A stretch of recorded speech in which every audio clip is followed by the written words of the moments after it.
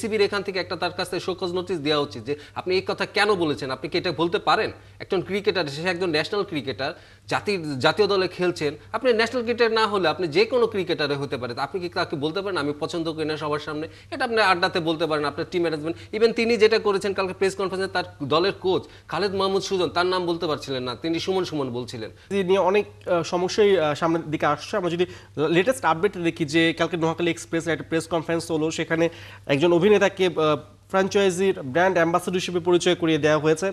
তবে শোয়ের আগে আপনি একটা কথা বলছিলেন যে একটা অনভিপ্রেত একটা মন্তব্য এসেছে বজলুর রহমান রতনের কাছ থেকে, ফ্র্যাঞ্চাইজি ওনার, যে তিনি জাকেরকে পছন্দ করেন না ক্যাপ্টেন হিসেবে। এটা কি সম্ভব? মানে একজন ফ্র্যাঞ্চাইজি মালিক টুর্নামেন্ট শুরু হবার আগে কি বলতে পারেন যে তাকে কার পছন্দ না? আমার আসলে এটা খুবই অবাক লেগেছে এবং আমি ব্যথিত হয়েছি।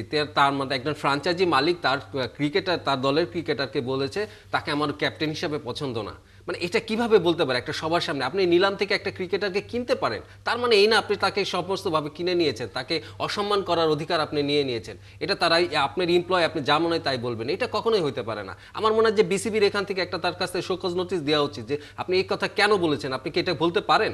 একজন ক্রিকেটার, সে একজন ন্যাশনাল ক্রিকেটার, জাতীয় দলে খেলছেন, আপনি ন্যাশনাল ক্রিকেটার না হলে আপনি যে কোনো ক্রিকেটারে হতে পারে, আপনি কি তাকে বলতে পারেন আমি পছন্দ করি না সবার সামনে? এটা আপনি আড্ডাতে বলতে পারেন, আপনার টিম ম্যানেজমেন্ট, ইভেন তিনি যেটা করেছেন কালকে প্রেস কনফারেন্সে, তার দলের কোচ খালেদ মাহমুদ সুজন তার নাম বলতে পারছিলেন না, তিনি সুমন সুমন বলছিলেন। মানে তার প্রপার স্টাডি নেই, একটা লোক এসে বসে গেল। আমার মনে হয় যে এদেরও গ্রুমিং করার দরকার আছে। কথা হচ্ছে জাকেরকে যদি তার ক্যাপ্টেন হিসেবে পছন্দ না হয়ে থাকে, সামনের দিন তো এমনও আসতে পারে যে বলবে যে তাকে আমার দলে রাখার মতন তাকে আমার যোগ্য মনে হচ্ছে না। সো এই যে মন্তব্যগুলো আসছে, তাহলে জাকেরকে কেন নেয়া? আমরা তো দেখতে পেয়েছি জাকের এবং মাহিদুল অঙ্কনকে শেষ মুহূর্তে মানে বাধ্য হয়ে নিতে হয়েছে নোয়াখালীকে, তারা কোনো বিডই করেনি বি ক্যাটাগরির যখন নিলাম চলছিল। যদি পছন্দই না হয়ে থাকে তাহলে সেই ক্রিকেটারকে কেন আমরা নিলাম, নোয়াখালী কেন নিল, বা অন্য কোনো প্লেয়ারের জন্য তারা কেন বিড করেনি? আসলে এখানে একটা আইনের মার পেঁচে তারা পড়ে গিয়েছে। তারা কেন নিল? তারা কিন্তু নিতে চায়নি। তাদের মানে নিয়ম, তারা ডাকেনি বি ক্যাটাগরি থেকে কাউকে, দুজনকে ডাকেনি।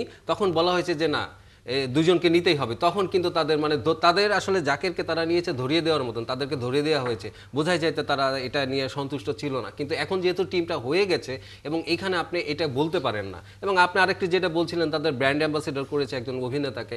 আমার মনে হয় যে ক্রিকেটে এবং ক্রিকেটের বিনোদনটাই আসল শুদ্ধ বিনোদন। এখানে আপনার অভিনেতা, গায়ক, গায়িকা এরকম বাড়তি সসের কোনো প্রয়োজন নেই।